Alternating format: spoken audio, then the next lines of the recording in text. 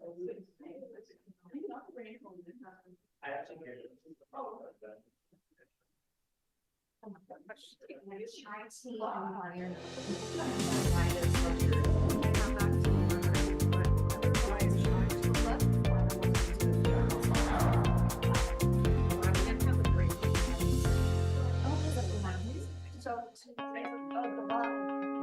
Lime, grapefruits, oranges, lemons, and sunflower oil. Which means that that's from what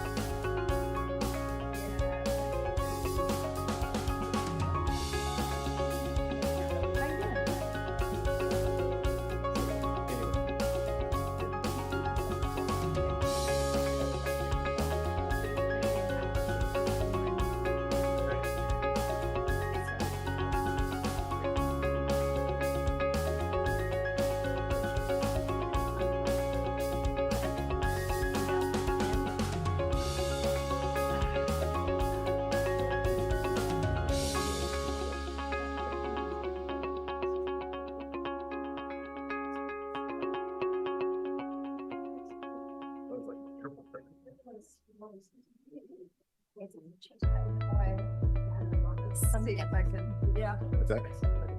Yeah, that's right. Someone had it.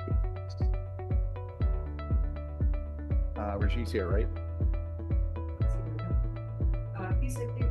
I'm here.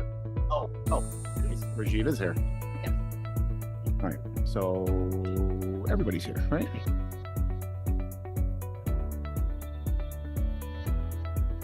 I'm guessing not.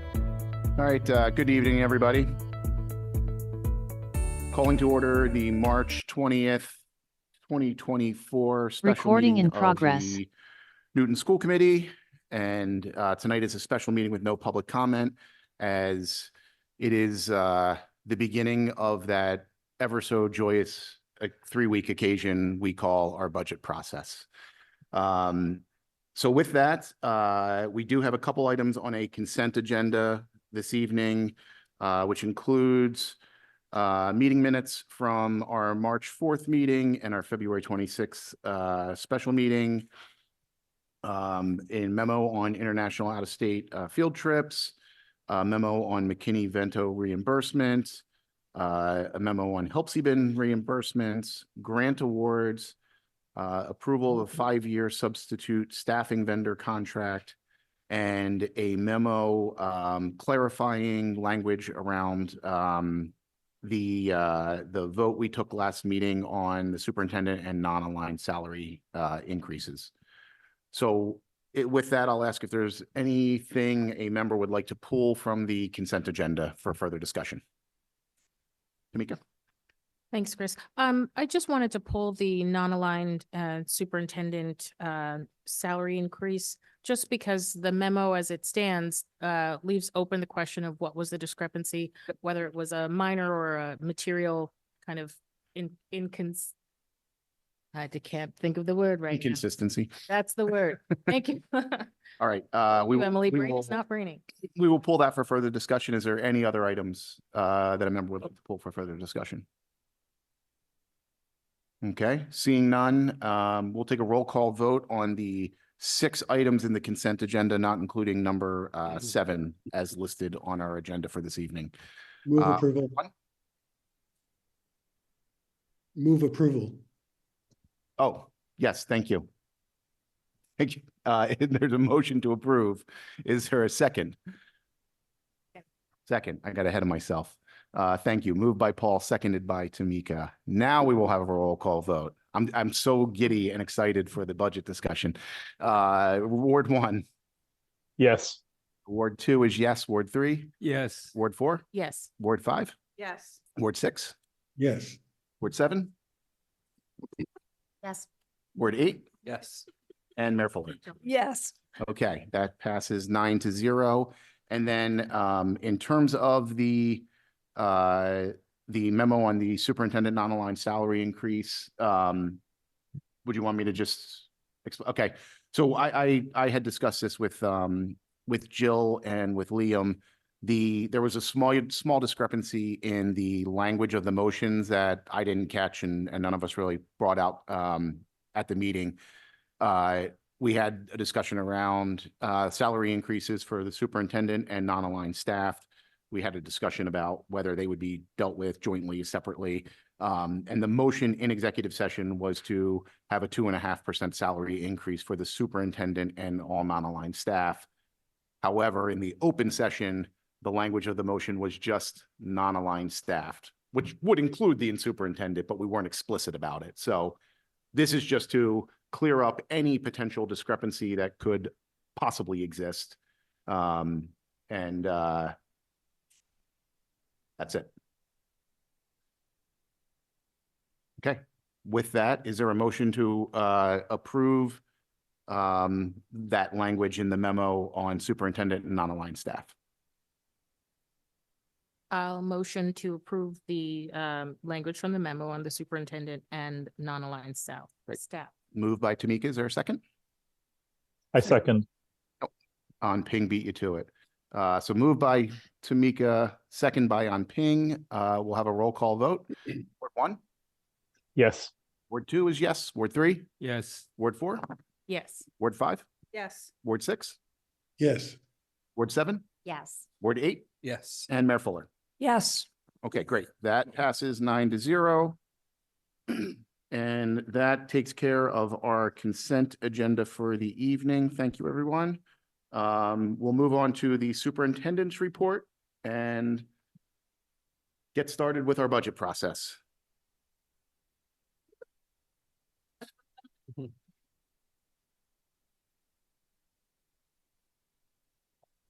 Thank you, Stephen. Good evening, committee. Good evening, everyone viewing at home and everyone in the hall here. I'm Anna Nolan, the school superintendent, and it is my pleasure to present my first budget overview to the school committee for your consideration for the FY25 budget. Gave it a fancy title, From Surviving to Thriving, a Budget Vision for the Newton Schools. And I just want to say first, thank you, committee and Mayor Fuller in particular for your partnership. It feels like we peeped under the covers a little bit already while we were doing the negotiations process. So there aren't a lot of surprises here that haven't been discussed in other public meetings, but just want to make sure that we are crystal clear about where we're heading for FY25, or my recommendation to you for where you should head. So first, we'll talk about the FY25 budget goals and just review for the public the guidance that you gave us as a school system while developing that budget. What the actual budget drivers were, how the concept of an educational stabilization fund, which was conceived by the mayor and her team, has now been deployed on our behalf and for which we are very grateful. How we are advocating for additional state funding or additional funding in general, some restorations and future visioning. So thinking about the next few budgets that may come before us and just trying to paint the picture of what we should be thinking about as we head through this budget season and consider future ones. And reductions of any sort proposed or internal reorganizations and fee increases would be discussed. There are none proposed. So this is, I took this agenda from your prior life last year, and I just wanted everyone to know there are no fees being changed at this time. For the public as a review and for the school committee to align their calendars, here are the upcoming budget meetings for the remainder of the season. Must-see TV, so make sure that you tune in as you may here. This is a hearing where I present, but there are other times where feedback will be taken and questions and answers will occur from the school committee. This has typically been a Wednesday morning, 8 a.m. where the superintendent talks to this empty room and tapes this presentation. So I appreciate the amendment to be able to be with the board to whom I am recommending this budget. So appreciate that change. So the budget goal, as conceived when developing this with the hard work of Liam Hurley and his finance team, is to address the acute needs of our students related to academic and emotional need as a bridge to a long-term inspiring vision for a vibrant, thriving, successful Newton Public Schools. And when we pondered that in the summer and in subsequent months in the fall, you gave us the following items to consider as we put together this entry plan, this budget.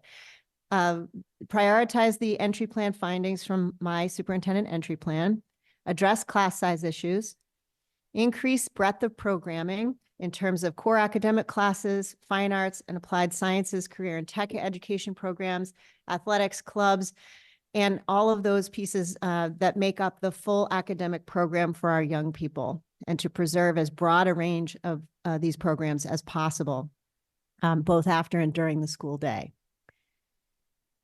Next, you asked us to think about how we might improve the educational experience of students and using data to support our decision-making and to drive improved outcomes for students.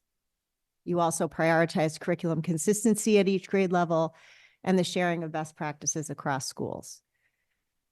Professional development has come up in your desires for the system. It has also come up across the staff's desire for the system.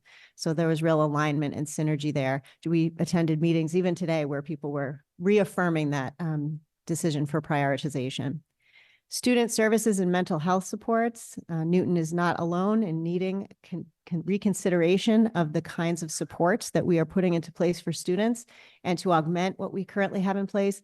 But also happy to report that our upcoming contract negotiated working groups ask us to revisit all that we do in the area of mental health supports to bring you further recommendations and a fresh take on how we support students in this area.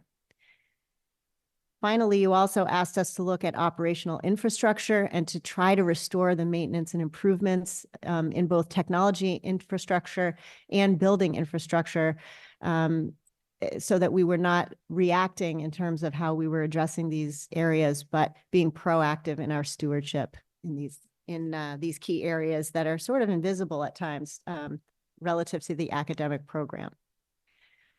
So taking a page literally from last year's presentation, the budget drivers that affect this budget are here: rising costs, for example, healthcare costs and tuitions for out-of-district placements, the increased complexity of student needs within the system. The pandemic may be over and in the rearview mirror, the effects are not. And students have academic, social, emotional, and other needs that have become increasingly complex during this time. We're also, like many Metro West communities and Commonwealth communities, suffering the reduction of those one-time COVID funds that we were using in order to extend our reach post-pandemic, and other one-time funds within the city's use that are starting to draw down. The desire for implementing proactive versus reactive building maintenance. And finally, and most exciting, to try to begin to take those first steps towards a thriving school system. And that's yellow for all the sunshine that it brings us. Those major drivers and their cost price points here are listed. Out-of-district tuition is an additional $1.2 million this year. Health insurance, $1.6 million. Other new contractual costs are $750,000. And as we go through all the different budgets in subsequent weeks or days, I should say, you'll know each of those types of contracts and what constitutes that $750,000. And then facilities maintenance. I know that the board and the system have gone back and forth about how to address maintenance costs with our facilities. And this budget seeks to actually restore funding to make those day-to-day improvements that have sometimes during the various years of budget seasons has been taken out in order to balance budgets. I also just want to address that this budget, while balanced at this time, does rely on one-time funds, and the end of COVID funds is coming to bear. So very creatively, the mayor and her team have tried in many different iterations, and one that was finally accepted for an educational stabilization fund, $22 million towards the schools over 5 years. And we are deeply grateful for that shot in the arm, if you will, for the health of our budget. In addition, there was a $1.4 million circuit breaker bridge grant, which was promised in a prior year relative to out-of-district tuitions. It has now been broken into $700,000 in FY24 and $700,000 in FY25 to help to reduce various costs, including reducing health insurance, but also the out-of-district tuition costs indeed went up by $1.2 million. So there's lots of places to spend those additional funds. This budget does have a reliance on carry forward funds. So in FY25, $3 million being carried forward from FY24, and that's up from $2.3 million in FY24. So that is some risk that the district is continuing to take on savings in one year in order to apply it to the next. Another piece of one-time funding for which we are grateful to the mayor is some facility and curriculum improvements, which are detailed later in this presentation. $6.2 million of free cash used to address those areas, which are one-time purchases, not ongoing expenses such as personnel, but it does work to enhance the workings and the life of the school system. It should be noted that we end our reliance on ESSER III COVID funding with FY24. So that reduced our current capacity by $250,000, which had to be made up within this operating budget. And both the funding for our Title I and METCO grants have been reduced in that the METCO grant was level funded, but of course it funds many salaries, including 7 salaries that are deployed for the use of all students in the Newton Public Schools, not just METCO students. And those salaries were subject to increases in COLA and steps and lanes and those types of things, but no additional funding from the METCO grant.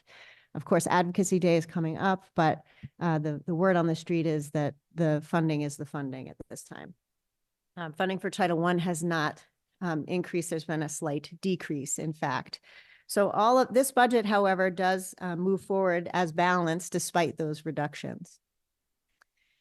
It should be noted that with the increased cost of healthcare, which is affecting every part of the city, there has to be additional monies for healthcare. Also, the recent contract negotiations, steps, lanes, COLA, and this level funding of our grant revenue does translate into a reduction of programming, in that we have to make adjustments in other places in the budget to address those most acute needs. So for example, Newton's Title I funding, which has been providing critical support at Lincoln, Elliott, and Bigelow, as well as summer school, we don't want those things to go away. So we've had to make other internal adjustments in order to address that. And some of those come from the sources of funding that we noted earlier in the presentation, such as additional carry forward monies or the use of educational stabilization to ensure that we are not cutting any of the programs and services for our young people. But before we dive into all the numbers, I just want to make sure that budgets are known to be a statement of values. And we are searching as a new team of governance and school administrators for who do we want our school system to be. Lots of discussions in terms of that with contract negotiations, our emerging profile of a graduate process, and the upcoming strategic planning process. And it just is my job to keep forecasting that we are building the school system for the top skills and preparing students for the jobs of the future. So I just pulled a few pieces from the World Economic Forum's most recent Future of Jobs report to say these are the skills and areas that employers across the world are saying are most critical for their business sectors. And we need to keep them front of mind as we are thinking about our budgets and what we are funding. In addition, in terms of the key skills in these areas, these are rank ordered lists of the top skills rated by workplaces across the nation and the world in all different sectors.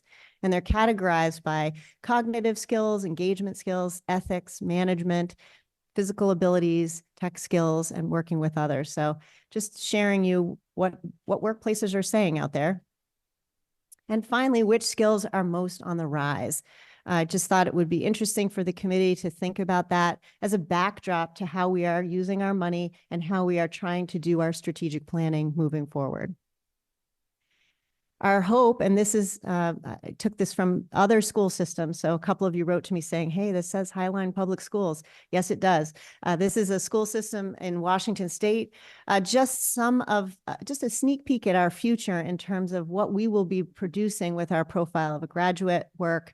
And also hear from Mineola, which is a school system in the Midwest, talking about their instructional practice, the things they think about when they are designing instruction for students. So how students learn, design thinking, learner identity, and responsive instructional practice. So we too are developing these and refreshing them in new ways in the Newton Public Schools.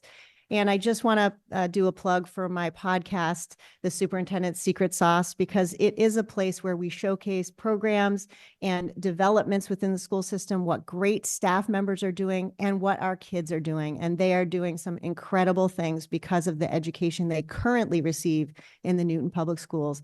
And that secret sauce is what we want to keep going, and budgets help support those programs and those types of activities.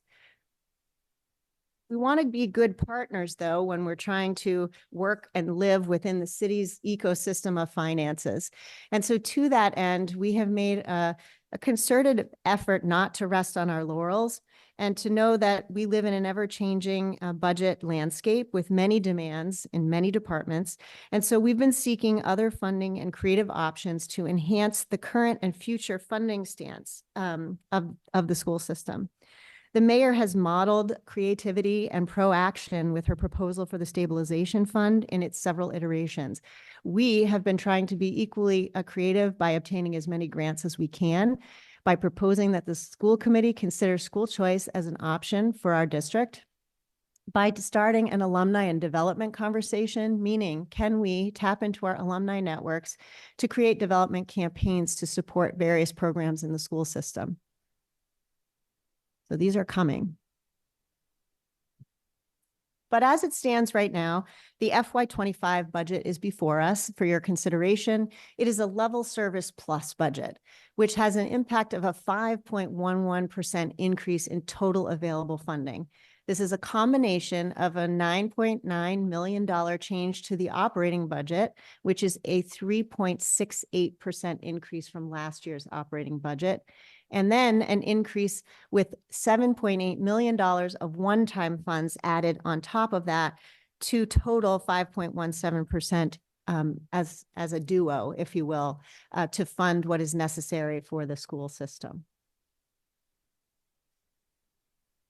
Just to pause to share with you, as I work as the Tri-County Superintendent President this year, Newton is not alone in a need for increased allocation in budgets. So this was just a quick roundtable. I've texted all the superintendents in Tri-County, and this is what came back in terms of districts needing additional increases. So you can see that Newton is not the top or the bottom of these increases. We're right in the zone of what is happening around us in Metro West. And very notably, Brookline, like Newton, made reductions to their budgets in recent years and then had a 3-year override after those $2 million worth of cuts. So lots happening in the region. I did include a recent Globe article here from the 12th of March about Metro West school funding budget cuts due to the very challenges that the Newton budgets are facing.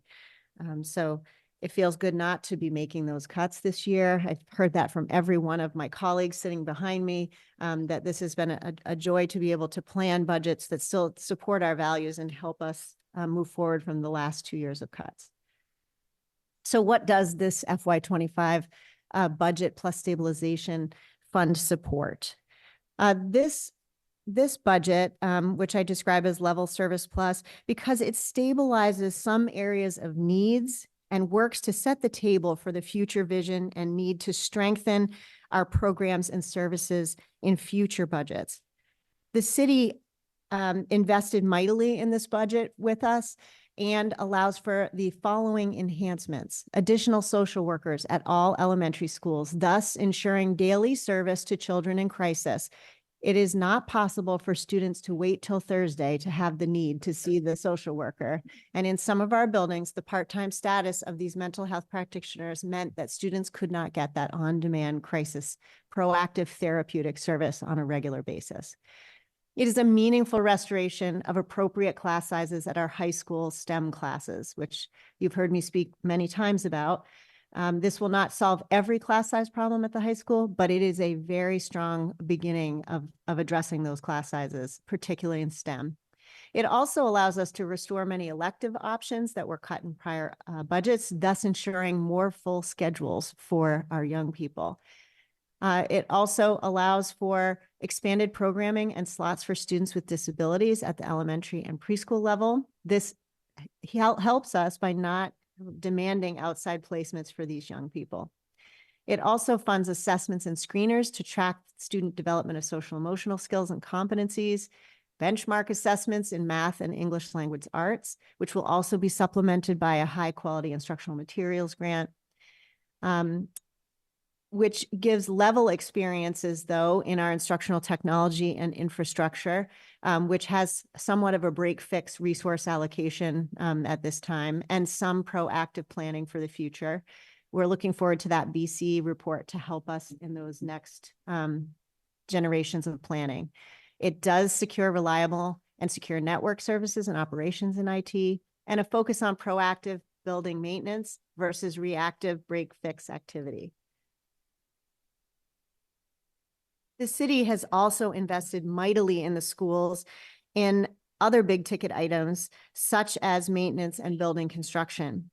Building projects also work to set the table for designing and training around the instructional vision of the future and ensuring that we actually have the space to house the complexity and range of today's academic, social, emotional, arts, and wellness programming that are happening in today's schools. And I'm sure you're as proud as I am of the many school projects that are happening right now. Some key additions and restorations are also added to this budget that were taken away in prior years. So we are able to expand the Reflections program at Williams. We were able to do this through redeployments of internal resources. So it is actually cost neutral. We did extend that preschool classroom at NECP this past January, and it continues as the young people are continuing to be preschoolers. And it does fund strategic planning and community engagement software and services. So this is surveys for the community, technology to support our ongoing communications with the community, including the Parent Square, parent communication tools, thought exchange, and other tools to ensure that we have a robust two-way dialogue with our community. It also helps to restore some professional development for per pupil school spending, and it restores charter maintenance, as I mentioned before, which had been cut in prior budgets. As I indicated earlier, there was free cash $6.2 million supplemental funding for curriculum and facility improvements, for which we are very grateful. This use of free cash to bolster these capital projects stabilizes facilities further and allows us to make some purchases of curriculum to the amount of $925,000 for the teaching and learning department. Just for folks who may not know, capital purchases of curriculum are those purchases of curriculum which will last beyond 1 year. So it's not necessarily services. It could be contracts for a certain number of years, but also texts and resources that have a longer lifespan, which really helps us to get materials into the hands of teachers. As I shared earlier in the year, just wanted to show a sort of a scope of budget activity. I also want to say that there's only one budget on the table here tonight, and that is the level service plus budget in the middle with the arrow on it. That is the budget that's being presented to you. I don't want any confusion about what we are actually presenting. However, I do need to show you the many options that we are prepared to discuss with you at any time about how we can make decisions for funding within the Newton Public Schools. So just as an illustration, in terms of what might have been with a 3.5% allocation only, and what would have happened given our expenses as they have rolled out, it would have meant additional cuts and reductions had we had to maintain that level of service. A level service budget, which would allow us to survive and maintain status quo. So no additions of social workers, no additions of class sizes and the like, simply just the services that existed this year and nothing changing, would have needed a 4.2% increase to do that. But there would have been approximately $3 million less in the budget for the kinds of program improvements that you see in the level service plus budget that I am recommending to you right now. So I just told you in depth that that's a 5.17% increase. It's about $13.9 million change from the prior year for a total of $286,347,000. For illustration purposes only, I share with you now, although should you accept that challenge, we wouldn't argue with you, that level service plus restoration budget would mean that we would invest in the targeted strategic resources and restorations that were taken away in prior years.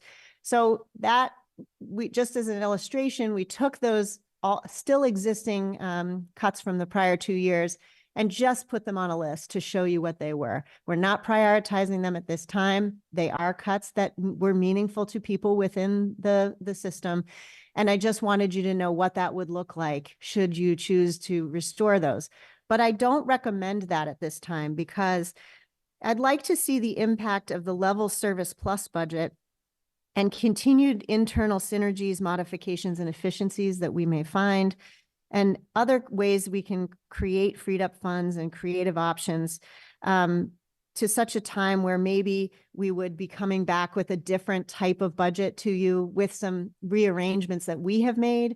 And maybe we'll find as we go through our profile of a graduate and strategic planning process that this particular list may not be the list of things we want to restore at that time, as well as a review of student needs as we become ever more precise with our use of assessments and surveys for students. We may find that those aren't the things to add. But then as a philosophical activity, we met with all of our principals and asked, so what if we could do whatever we needed to do? What if we dreamed without limits, without borders? What are the visionary and programmatic improvements that we would put into play? And I just want to be clear that this is not vetted against visioning or strategic planning, as we have not completed that. And I am never recommending to you a 9.0% budget this year. I'm just kidding. I'm not recommending that to you. But I just wanted you to see that the leadership dreamed very roughly about $11 million of strategic additions. There's a lot of nerves about my sharing this with you because, one, we don't want to be held to this list for the next 10 years because this is this moment without having undergone certain strategic planning processes and as a newly formed team. So just information, asking principals and sector leaders, what would you need right now if you could do it today? So that's the sharing here.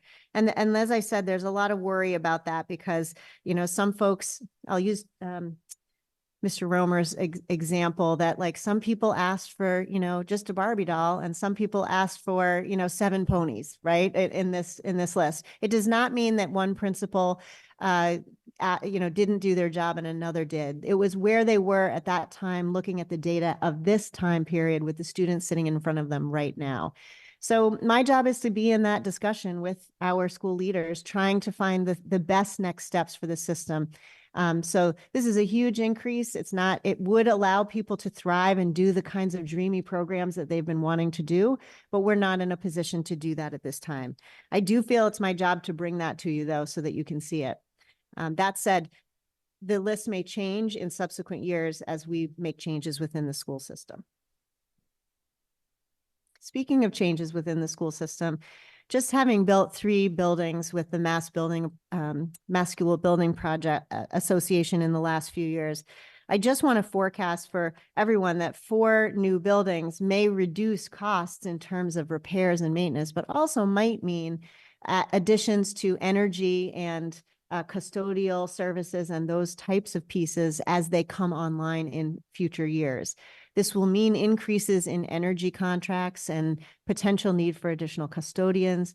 There's a formal process in MSBA process that forces you to do that, but we do have building projects that are our own. And I just want to make sure that we are thinking down the line about what this may mean when these new buildings come online. But for this year, in the level service plus stabilization budget that we put forward, the net budget adjustments by program are listed here. Important to note that the total budget is up by $9.9 million alone. Student services is up, but offset from the circuit breaker is also used to credit that additional money. And the Education Stabilization Fund makes this contract doable and eliminates the need for cuts, allows for some additions, but not yearly additions on top of what is added here this year. We have been able to move the 1.5 positions in the teaching and learning department off of the ESSER funds and into the regular budget to preserve the programming in the teaching and learning department. So for now, these are the net budget adjustments by program area. So tonight, you're going to hear a deep dive into the elementary education program and what this budget obtains there, and the secondary education overview. You will also, in subsequent weeks, hear from teaching and learning, student services, the technology department, the finance department, and operations and facilities. So you'll hear those in more manageable chunks. So this evening, my partners will go into a deeper depth on this. So let's just suffice it to say that in a very different way from last year, we are stabilized through the Educational Stabilization Fund, and we are allowed to strengthen the elementary multi-tiered systems of support in our elementary schools, and can provide some need-based allocations to 5 of our most neediest schools to further increase resources where students have demonstrated through their academic and social emotional achievement the greatest need. Throughout this budget, there are favorable class sizes within the K-5 sector and improved structures for elementary intervention. We hope improved opportunities for educator collaboration and increase in elementary resources in general. I took a map of elementary positions and areas that were used last year in the budget program to show in the green circles where the strategic investments of this budget have touched the elementary program. So green is good, it's a go, and these are the areas that have been positively impacted in a different way than last year for this budget. Similarly, class sizes remain stable at the middle school, and the Educational Stabilization Fund at the high school level has restored some past cuts to target access issues and class sizes in STEM classes. It's level funding for literacy and tiered interventions, career and tech ed, and level funding for athletics clubs and drama and music, all of which were included in some of your budget guidance.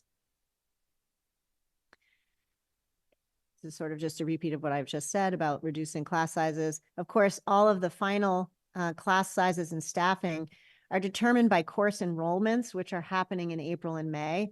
So I can't exactly tell you every single change to class sizes at this time, but that's the process that the schools are going through now. This maintains school counseling ratios and other support positions at the high school level. Similar to the elementary program, these green bubbles indicate areas of the high school program that have been touched positively by the FY25 budget proposal. In terms of changes to teaching and learning, the addition of $3.9 million in grant matched and city funded one-time curriculum resources has made a dramatic difference in how we were able to deploy the literacy curriculum for the K-5 students. That's a two-part deployment, one part of which grades K1 and 2 this year, 3, 4, and 5 next year, and is a humongous project with lots of training and materials. And the teachers have been able to get the materials they needed. If something was missing, Dr. McCall was able to just simply order it because we had the resources to maintain the program as it should be. Next year, we'll be doing an internal math curriculum review for grades K-12.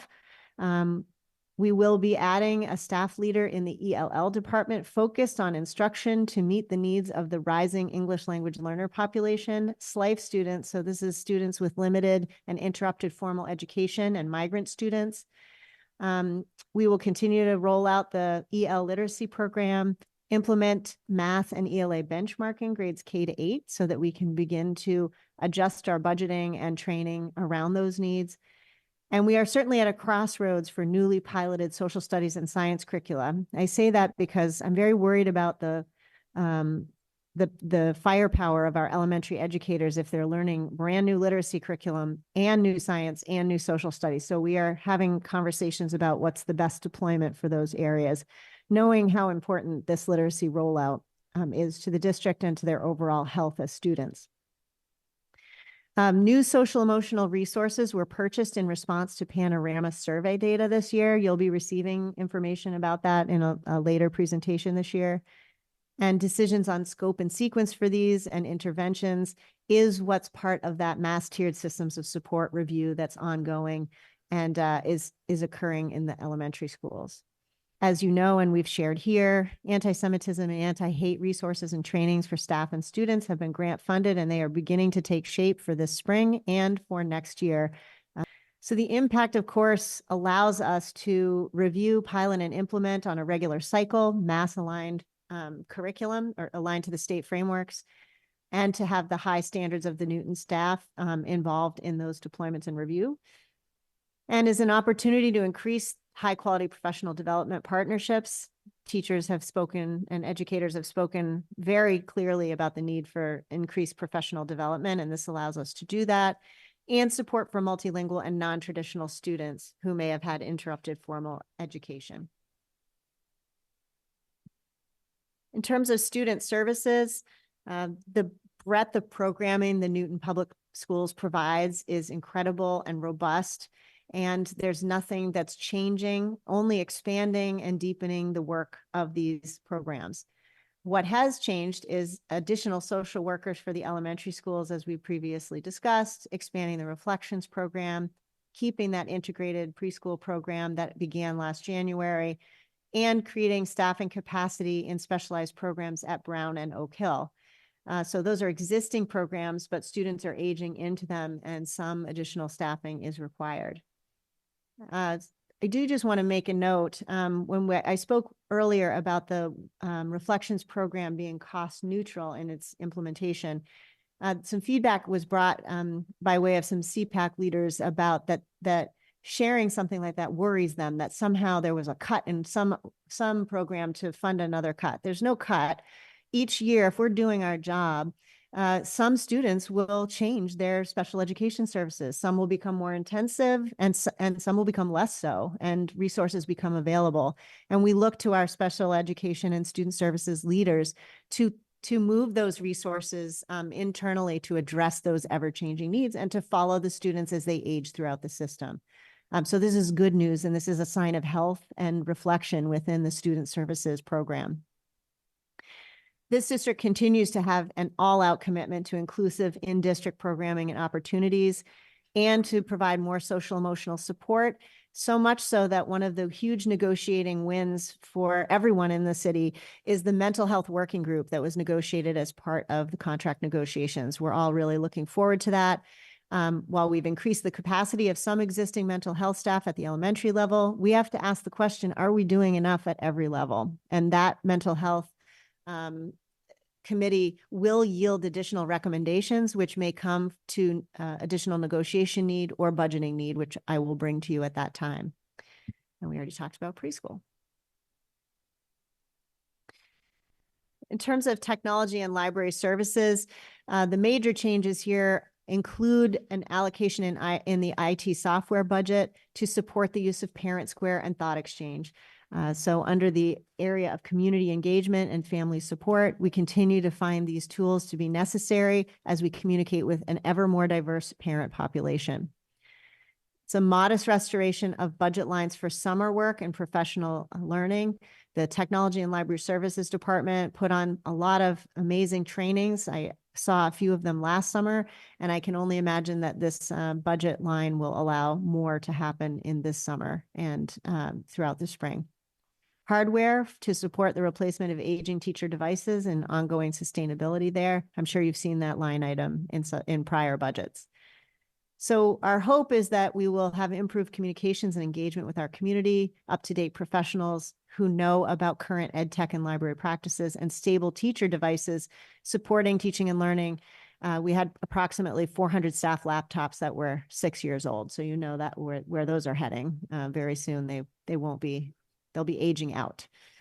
Of course, some continued challenges are sustaining the current network infrastructure and the classroom technology, which requires $700,000 in addition to the base budget. So if we're going to keep the current status of our technology integration, there has to be a longer term sustainability plan put in place that would be regular and that you could predict and we can rely on as part of our instructional program.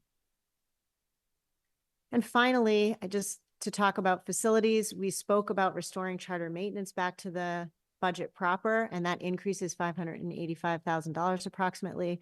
Thinking of more stewardship versus reactive maintenance. Bless you. Exploring increased cooling units in our hottest schools. So I know this has been a hot topic, if you will, with parents about, I know, see what I did there? Just exploring what can we do, especially in some of our older buildings. I just want to level set expectations that the electric capacity of these buildings mean that we cannot put ACs in every window.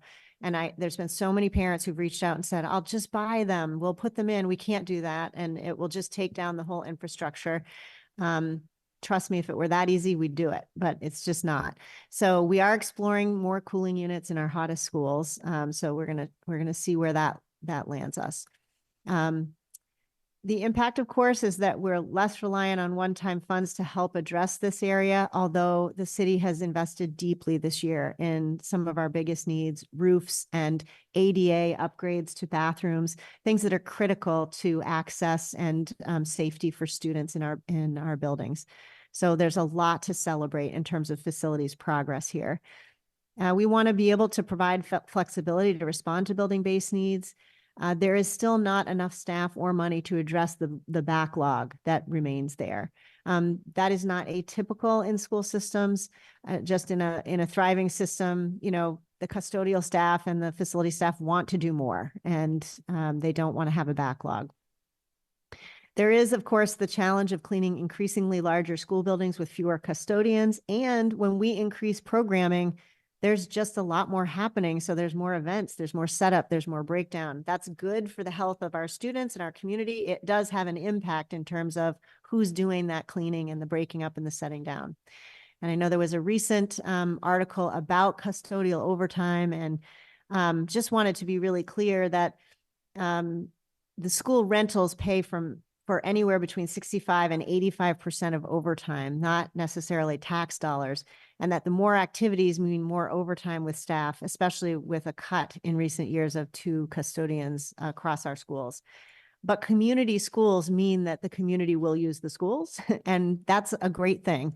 And that does mean at times more custodial overtime. Also, if there have been leaves of absence due to illness as custodians age into another bracket and have physically demanding jobs, there are times where custodial overtime, people have to cover for others while they are recuperating. Just wanted to give that additional context because it was not reported in such a way to the community at large.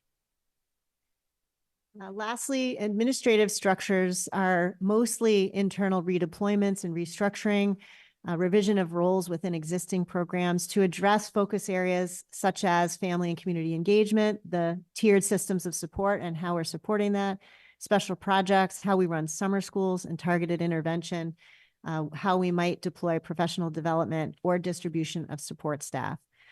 We hope and think that a target at master's plus 7 years of experience this summer will help us to limit our budget in terms of hiring, except in hard to find roles. So for example, it's really hard to find high school science teachers, and we may not be able to limit ourselves in that area. School psychologists, extremely hard to find right now. So, but we're going to give ourselves a target, and we'll check in with HR if we have to exceed that target. Finally, we're going to slightly revise our Director of Communications position to more directly address family and community engagement practices so that those hard to reach families and the needs of our families who may need additional wraparound social work and English language learner supports, there's a more integrated way of engaging those folks.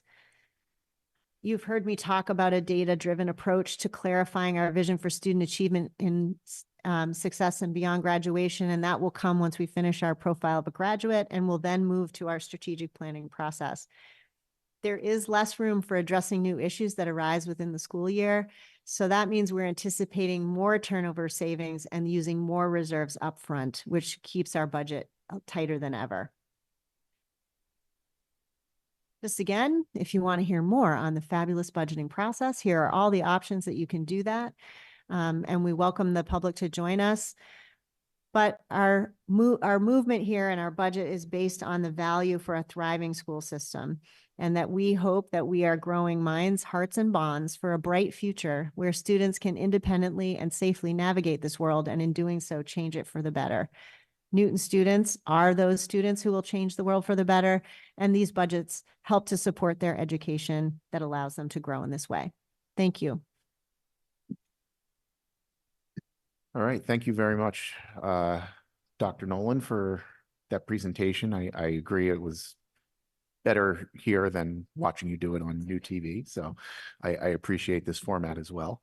I would, just first say, I think it's, this is the third budget process I'll have been through, and it's refreshing to be sitting here talking about a process that's talking about adding incremental supports as opposed to taking them away, which is a real nice change of pace for me personally. So I'll open up to the members for any questions for Dr. Nolan at this point.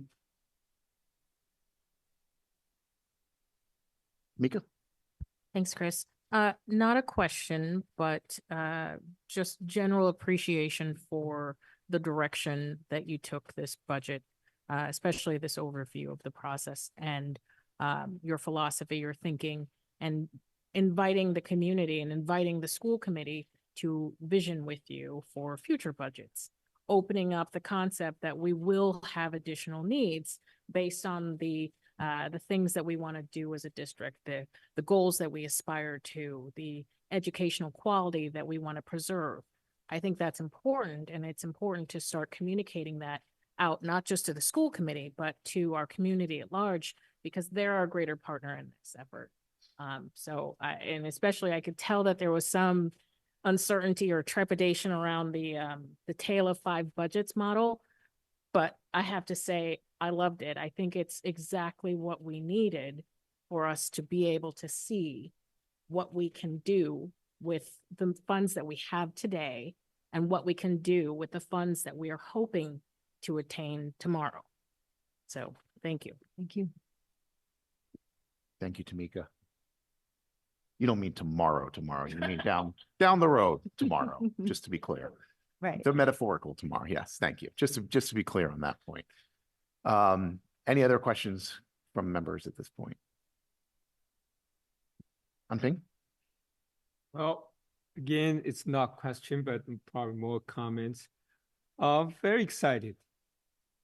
And probably I pay a little bit more attention this time compared with previous budget presentation, with the strike, other things in mind. So now I my knowledge a little bit increased. In terms of title, when I first look at it, I like it, From Surviving to Thriving. But when we listen carefully to what you said, I realize thriving is a very nice word, lofty word, but we are way, way from there. And I guess probably we can say surviving to growing. And of course, in tail of the 5 options, the best one, visionary, probably could say thriving, but that could be our hope. And I think this could be a good time to go to community. I'm very happy you have this vision and talk to leadership, and let's sell this, because as Tamika alluded, there's some trepidation, and I will even say more than trepidation. There's some kind of misinformation, distrust, a lot of other things. And, some people still say, well, city has money, just found out the money. And, but I'm glad to hear that we have the educational stabilization fund, which could have a 4.1 million. That's very nice to add the money to the budget. And I still try to learn a little bit more about this educational stabilization fund. But certainly we will talk more about that. So overall, I'm very excited. We can move on, and you have vision and you have energy. And I know you are willing to engage the community and the parents, and we need to mobilize and to let the community, working together. And after all, we said many times, we heard many times, Newton is premier district. And this time strike hurt us. We heard enough. Penn sent letter to us. We moved to Newton because Newton is such a wonderful district. And that probably the most commonly used a statement in the letter we received. And it's hurting quite a lot to our school committee members and to community. I mean, it's almost like that they're so disappointed. I guess we all have the collective responsibility. Let's be honest. We have to work hard. So thank you very much, and we will talk more about the budget in terms of details. But overall, I'm very happy and excited to hear your presentation. So thank you. Thank you. Thank you, Ping. Anyone else? Okay. Yeah, I would just I don't want to beat this too hard, but the the discussion of this is where we are, this is what we're adding, this is the hopes and dreams, and I think it's it's what we as a committee have been asking for, and I think it's the right way for us to think about things. So I very much appreciate that presentation as well. And again, I appreciate your sort of realistic approach to this as well, to say, yes, these are all the things that, if you go around to every one of our building leaders and say, what would you want if money were no object? Recognizing that, we live in the real world, A, money is an object, but B, that there's a practicality as to what you can do in any given period of time. And, to be able to make the additions we're adding in this year, which you've identified as our most critical needs, and to put us sort of, back on that path of, we're putting in new programs, we're hiring new staff. I mean, it feels like it's going to be a lot to swallow just in 1 year, what we're talking about here. So I guess I appreciate the the pragmatism of kind of this, you know, level service plus concept. One question I wanted to ask, just as a clarification, we didn't, I mean, we talked a lot about the Education Stabilization Fund. In the actual budget narrative, I just wanted to clarify one point that the book said it required a 2/3 vote of city council.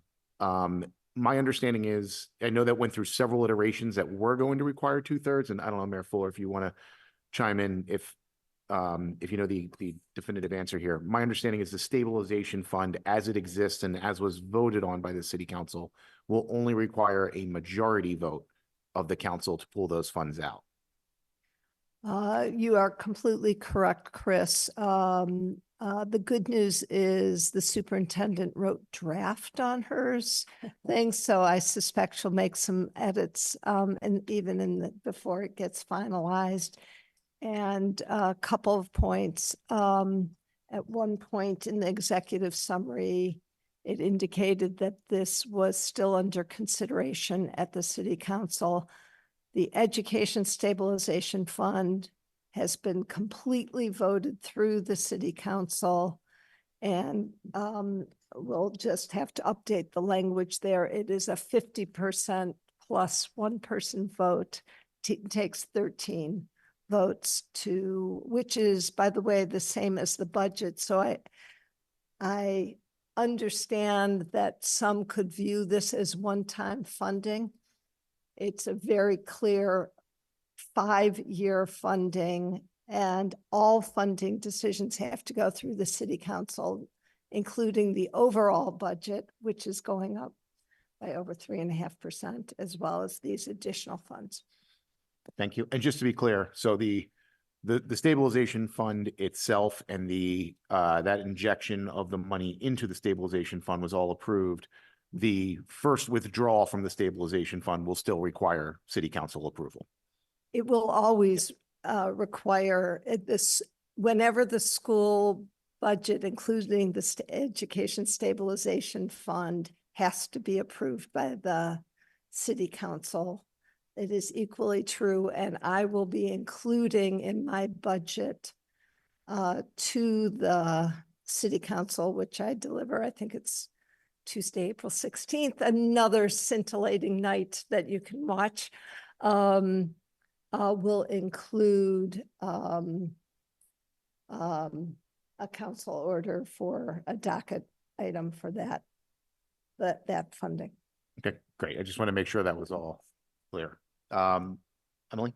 Really fast. I also echo everything, all the positives. It's a wonderful budget. I loved it. I love the 5 different budgets that were presented from a high level. And I also just wanted to say a thank you for integrating the budget guidelines, because when we've done budget guidelines in the past, we've had to make major cuts, like to the point where it was almost sort of meaningless to have it, because we had to cut across the board. So I greatly appreciate that. And at some point, I think it might be good for the public to understand and hear about the Title I funding and its reductions, and what the scope of those reductions are. Doesn't have to be today, but I think at some point during the budget process, it'd be good to know. Thanks. Okay. Anybody else for Dr. Nolan before we move on to elementary and secondary?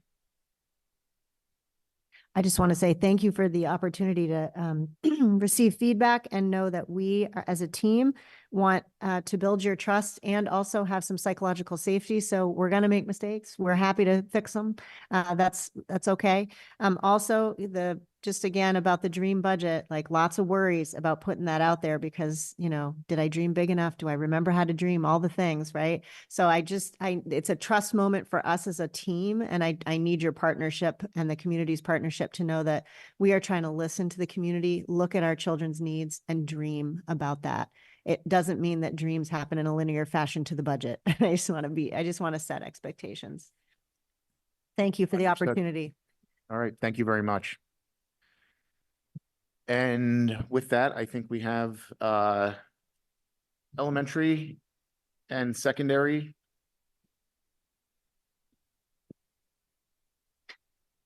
So welcome Aisha and Toby. You were thrilled before, you're about to be thrilled even more now.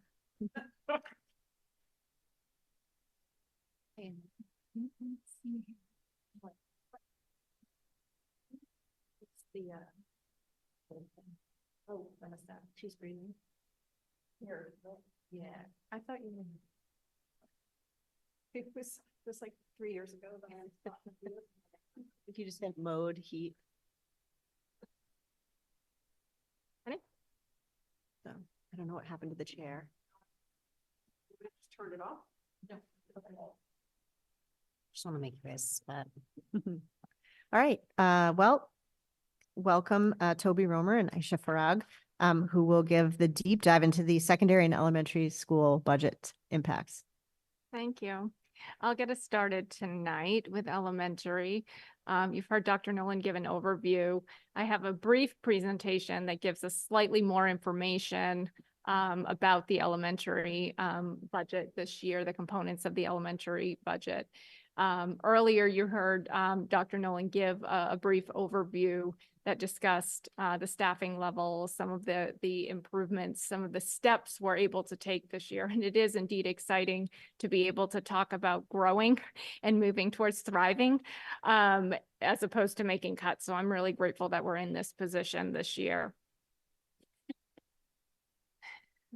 In thinking about the crafting of the elementary budget, the budget always begins with a review of enrollment. And so this year, like any other, we took a look at enrollment and adjusted our classrooms to take a look at how many classrooms were needed across our schools.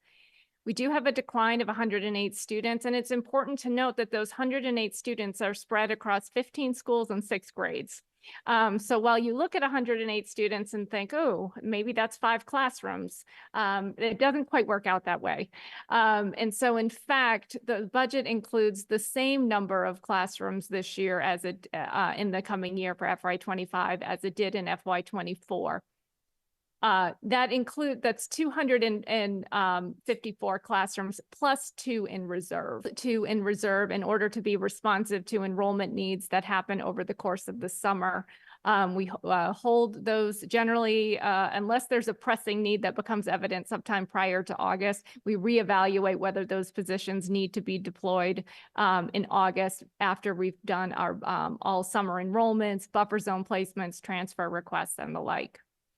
So you can see where the shifts in classrooms are by school. We have 3 schools that are slated to reduce by 1 classroom and 1 classroom that is adding a classroom, and that is the Ward first grade. The projected average class sizes remain favorable. We have continued our commitment to maintaining our smallest class sizes in grades K to 2, average class size of 17.9. Average class size of 20 students in our middle grades 3 through 5. This year, we are not projecting to have any classrooms that are in that 25 plus. We like to track on those larger class sizes. At this point, the range of class sizes, our smallest class sizes are 14 in a couple of places, and the highest at this point is 23. Again, in light of ongoing conversations about classrooms and potential reductions with declining enrollment, it feels important to highlight again how that distribution occurs over the course of the district. Understanding here too that these enrollment changes by school are spread across multiple grades. So you can see that we have a number of schools with 10 that are plus or minus, all of these happen to be reductions of 10 or more students, but then they're not clustered in any one grade. So you can see then that the impact on, despite reductions at any school, it may not do so in a manner that results in fewer classrooms needed. So this is where the excitement is at the elementary level. This is where we begin to get to think about how we can be responsive to our students' needs. How are we creating the conditions for our students to thrive in elementary schools? You have no doubt heard from educators about the increasing needs of our students at the elementary level and across the district at all levels. Education's always been complex. It was complex before the pandemic. Meeting student needs was increasingly complex over the years preceding the pandemic. It has become even more so now. The kinds of steps that we're seeking to take next year with the addition of these 7 FTEs are designed to help us strengthen the overall ecosystem of how our systems and structures are working at the elementary system. When we talk about multi-tiered systems of support, what we're talking about are what are the systems and staffing that we guarantee in every one of our classroom that are set up to make sure that students get what they need, that we are routinely evaluating the needs of our students and providing services in a timely fashion that are designed to meet them where they're at and help them grow. This includes both intervention services as well as enrichment.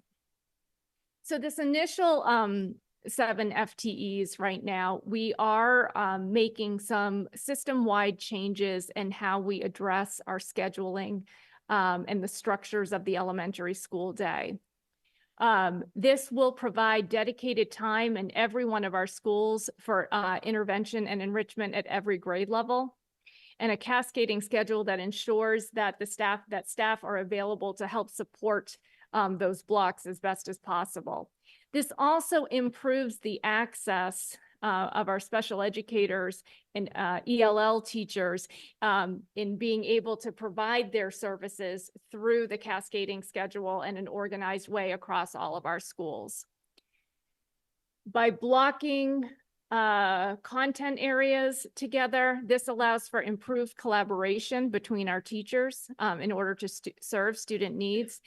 This which is important in terms of thinking about how can teacher teams then work together across classrooms, let's say 2nd grade classrooms, to be able to think about and group and regroup on a flexible basis in order to be responsive to their students' needs. And it also provides improved opportunities for educator collaboration through common planning time. Research highly supports that in this complex professional work that people need to be able to have time to work together. They need to have that option, and that we want to create the conditions that help educators to be able to work with one another to think about how best to serve student needs. This also, from this 7 FTEs, we're also taking some what I will call initial steps towards needs-based allocations. We have identified, by looking at our data, we've identified 5 schools where our student needs are greatest at this time. We're engaged in processes with the principals of each of these schools, beginning to do some work with leadership teams in those schools to be able to talk about their data and initial theories of action about what would be helpful in terms of addressing a specific problem of practice in their school, something that is designed to be responsive to student needs that they're seeing at their school. This is a baby step in that direction. The FTEs are not such. We can easily dream big. These are baby steps at addressing specific identified needs in each one of those schools, and those processes are ongoing right now. It's also an initial step towards, I think, what we could agree as time moves on, that would be ideal to be able to have both a clear idea of the constellation of positions that exists for every and all elementary school that we want to guarantee that all schools have, as well as the flexibility to be able to tailor responses at schools that are specifically designed to meet the needs of students in their school population. And so over time, having that ability to be able to have that kind of flexibility will certainly be helpful. It does feel important to note that while these targeted increases in elementary resources are very important, and they're important too because they're systemic. We're thinking about our elementary system as a whole and shifts we're looking to make to support all of our elementary students that are responsive to this period of time where we're really looking to improve our teaching and learning for all students and improve the teaching conditions for elementary educators who teach all day long, every subject, plan for everything, and most days have a 30-minute prep. So we want to be really thinking about those things. And there's a couple of things that are important to note. And first of all, this does not yet restore things that were previously cut. I'm talking about things like restoring the same level of kindergarten aid levels. We do not have assistant principals at the elementary level. Those were previous cuts. It also doesn't address a myriad of other scheduling related issues and barriers, including things like improving additional planning time for teachers.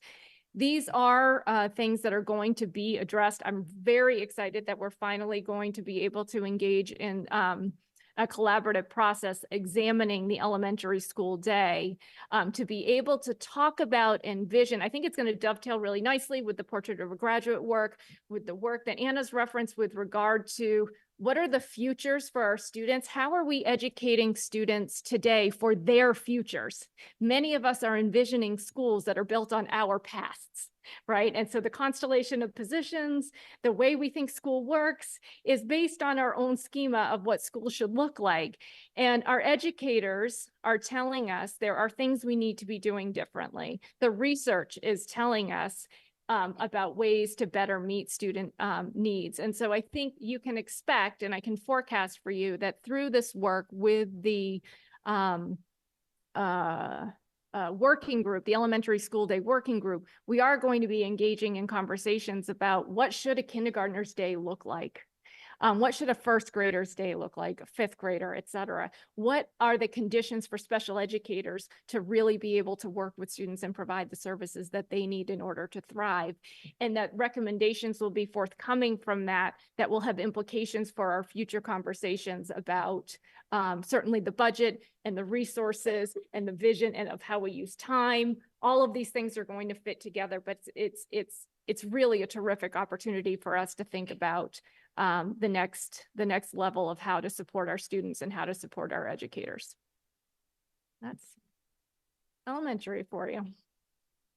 Yeah, I think if it's all right, we're going to continue on. I'll do the secondary presentation and then we'll take questions after that, if that makes sense to everyone. Perfect.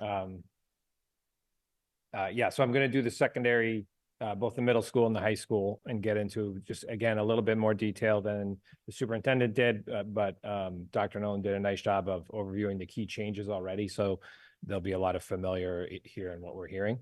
And again, an overview of the major changes. Again, similar to elementary, we look at enrollment first to make our changes or adjustments to the budget. So we'll review how those how staffing is adapted to the projected enrollment for next year. Talk about the added positions from the Educational Stabilization Fund at the high school level and how those will be utilized.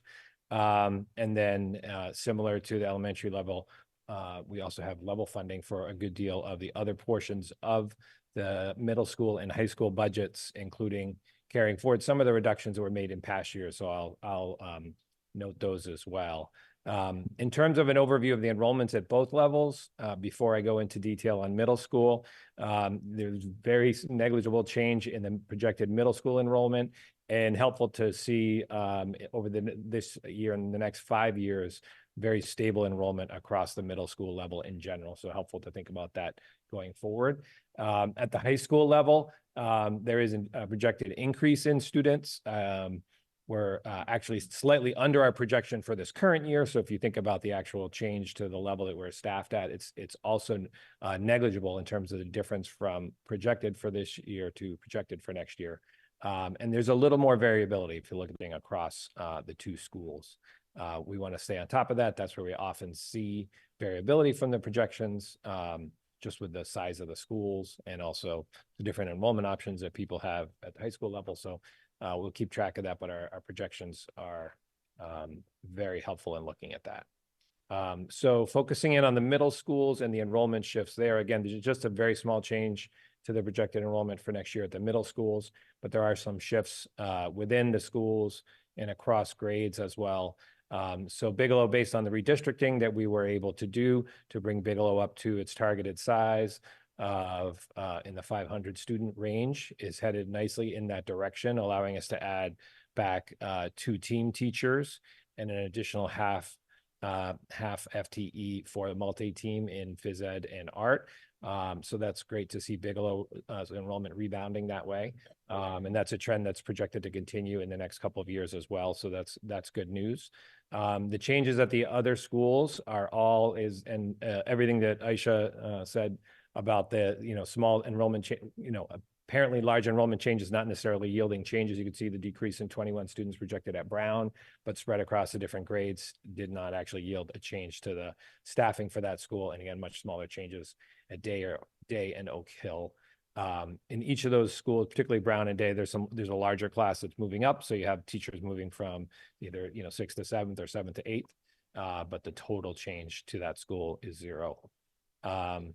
Looking at, again, the overall impact on each of the schools, there's a brief summary of those here on this slide. We're adding the 4-person team again, so there'll be 2 4-person teams in the 6th grade at Bigelow, as had been the case for a long time prior to the current dip in enrollment. Same staffing levels at Brown and Day.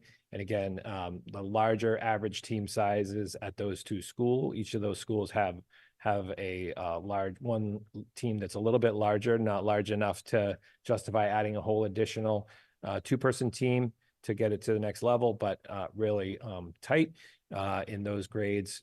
In particular, I'm watching carefully the 6th grade at Day, which is an area where sometimes we see more variability. Again, with a transition from elementary school, sometimes we can be above or slightly below those projections. So we want to watch that carefully because that is our largest team size in the district, and at Day as well in that 6th grade. And again, Oak Hill, again, with favorable team size, average team size, and maximum team size as well. Looking across the board, this is just a summary. There's a more detailed table in the budget book of the average team sizes, and you can see the slight changes to the average team sizes and the maximum sizes there. Additional staffing in school counseling and in our multi-teams, which includes arts classes, language classes, other extracurricular and elective classes, is stable based on the stable team enrollments as well. So that's a quick summary of middle school. Happy to go into more detail with questions there. Looking a little more detail at the enrollment at the high school level, which again drives our staffing there as well. Nice to see an increase in enrollment at the high school level as well. That's also shifting across the 2 schools, as was expected demographically, with a significant increase at South and a small decrease at North. When we look at that in relation to what we're projected at this year, you can see it's again similar, but the overall change is negligible from the projections this year to next year, which is what will drive our staffing there. So we do need to, based on those enrollment projections, begin by adding some FTE to Newton South based on the increase in enrollment, subtracting some staffing from Newton North. And then this is where the Educational Stabilization Fund support comes in alignment with the superintendent's entry plan and what we've been seeing as a real need for both more favorable class sizes in math, science, and engineering, as well as better access to courses in that area, as well as electives and other choice courses across the board. So the additional 14.25 FTE is distributed across North and South, again, based on the staffing sizes, based on the current availability and need in those areas of math, science, and engineering, and adjusting slightly for the relative size of the 2 schools. So based on that, you can see the total staffing change at the 2 schools that's going to be allocated from that 14.25 to meet those priorities. Again, similar to middle school, our additional academic areas, including career and tech ed at the high school, which is a key part of our offerings, as well as our extracurricular activities, are maintained at FY24 levels. If you remember, that was one of the areas that we did have a significant reduction in the cuts that we had to absorb last year. So we're still working on that and seeing if there's ways to recoup any of the reductions that were made, but that's not part of the current plan specifically. If you think about what the impact of that, the additional FTE from the stabilization fund will be, again, the focus is on creating better class sizes and more access to math, science, and engineering courses. But across the board, there's going to be a trickle-down effect or domino effect, if you will, creating more first-choice class options for students in all of their departments and selections. The specific allocation of those FTE, as is the case every year, will be determined in May based on the student course selection and enrollment. So we don't have those allocated. Some of them will likely be used in other departments as well, based on the changing enrollments, as well as when we look at the actual course selections for this year, we're responsive to that. That's something unique to Newton in terms of how we staff and budget our high schools, but allows us to be responsive and meet not just have to try to predict student need and student interest, but be responsive to it in the moment. So we'll get that information about where the actual additions are made later in the spring, but it'll be consistent with these priorities that we've laid out here and that Dr. Nolan's been really clear about. Based on that, we obviously expect that the percentage of classes with 25 students or more will decrease from the peak that we had this year. And again, maintaining and continue to maintain the counseling ratios as well as other support positions in both schools based on the increasing student need that we're seeing for that kind of support. So that goes without saying, but important to mention it here. I think that's it for the detail of the presentation right now. If there's any questions, we will take those happily at this point. Okay, thank you both for that. I would just comment that I think you used the word stable like a dozen times, which in a budget presentation is like the happiest word you can hear. So I appreciate that. Questions from members? Yes, surprisingly, the I have a lot high of school questions. principal might have a couple questions. And I didn't share any of these in advance. So the caveat is if you can't answer them now, that's totally fine. I think Additional budget sections, Yeah. sessions if we need them. Yeah. I think my easier questions are maybe for you, Toby. You alluded a couple times to the peak number, percentage of classes that are currently over 25. Do you know what the percent is right now? I don't have it actually. I was actually reviewing for just that piece of data and in our very detailed class size enrollment report from earlier this school year. It's actually not presented in that particular way. We use a new way of showing the data graphically by department. And so I couldn't pull that out of there. We can get that and have it at one of the next budget sessions. That'd be great. Yep. My other question about secondary is about the awesome ability to provide students access to more of their first choice schedule options. Has there been any discussion about what will happen to their second and third choice options and whether there will be any impact on other departments that aren't necessarily seeing an increase in staffing? Well, what we're seeing was the domino effect or the trickle down effect was students, if you just take, for example, AP statistics, right? We were not able to offer enough sections of AP statistics to meet the student need. So those students that wanted AP stats for, say, their 6th or 7th course in their senior year were then going to their second or third choice, which oftentimes wasn't in the math department, but was in another elective department. And those classes were filling up or getting oversubscribed. We had students that then were the domino effect being they were left with a study instead of a course when they wanted one in their senior year. So that's just a micro example. So I don't think there'll be a negative impact on those second and third choices. We'll have students moving from studies to those courses and from those courses to the first choice courses. Yeah, or even like further reductions in class sizes because those aren't being Absolutely, oversubscribed. yeah, So that'll yeah. be interesting to track. Yeah, I think that's right. It's hard to give you those accurate numbers now. Those are reasonable predictions, but again, it all depends on what students are interested in this year. And as you know, there's just like good and bad breaks sometimes in terms of the number of subsections and how many teachers you need to allocate to different courses based on if it breaks right. And then I have a question for Aisha too. Is that okay? Go ahead. So you talked about the 7.0 FTEs. I don't have a great sense of where your money goes in terms of human capital.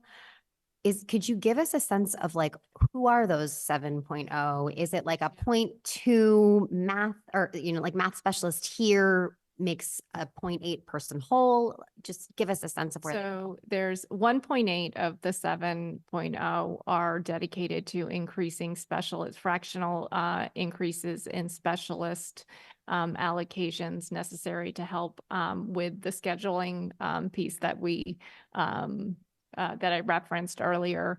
And so those will be spread across art, music, and PE. The remaining FTEs we're in the planning stages right now, right? This is where we have a team process at looking at the needs of the 5 schools that I mentioned. And we're in conversations about how best to address a specific student need that they identify in those schools, and really taking the time to develop that, to look at the data, to develop a good theory of action around that, make sure it's something that's doable and that fits the, it comes out to roughly a 1.0 per each of the 5 schools. And so really trying to think about, is that all in one position? Are you hiring one full-time additional reading specialist? I'm just making something up right now, but it's the type of thing that people might be thinking about. They might be thinking about in terms of enhancing their mental health supports if there's a particular need there. So we're in the process right now of meeting with those teams and talking with those teams. In order to develop those plans so that they can be strategic in how to do that, and that we're monitoring then for the impact of those changes that we're making. So it's possible those people will end up living in Casey's student services budget because rather than. It could. So for example, if a school were looking to enhance some of their mental health supports and having some more like a proactive side and a reactive side, right? A response team side, they might decide on a position that is actually housed in the student services budget. It is a possibility. But we're still working through those details. Thank you. And then my very last question is just if you could speak a little bit about what you mean when you say common grade level schedules. Do you mean common across buildings? So they'll be different by, so what I'll say is there will be common features of schedules across all schools. The actual execution has to be a little bit different just based on the number of classrooms and when lunch blocks are scheduled in a day. And so for that reason, it has to be a tailored process school by school. At this point, it feels appropriate to give a shout out to Maria Colby, who has been really done a ton of work in helping us to actualize and think through and plan, and is working directly with our school teams to help us make this work happen. In essence, though, what we're seeing is that what every school will do is begin by putting in their lunch blocks. They'll then create each grade level schedule. And so each grade level schedule will be, it's commonly referred to as block scheduling, right? So that all of first grade is having math at the same time. They'll then create the rest of the flow of the day when their specials happen, when everything else happens during the course of the day, including that dedicated intervention block, and do that for each one of the grades at a school. So the features of elementary schedules across the 15 schools will be the same. The exact way that it looks will look a little bit different from school to school based on particular needs at their school level. Thank you. It just feels important, right? Like some of the really rewarding work this year, and I hope we can come back and present to you more at another time, has been the truly collaborative work. And, Casey, Renee, and I really believe in the power of the cross-department work between our 3 departments, and utilizing and having the feedback and the input and the hard work of people in each one of those teams to look at what are initial steps we can make now in order to be able to be more responsive to elementary students' needs has been incredibly rewarding and valuable. And I'm really has set some initial work for us. Now we move into this greater process of examining more holistically the elementary school day. And that's very, very exciting. Thank you, Amy. Paul. Yep. Thank you, On Ping. Thanks, Chris. Aisha, that was a wonderful presentation.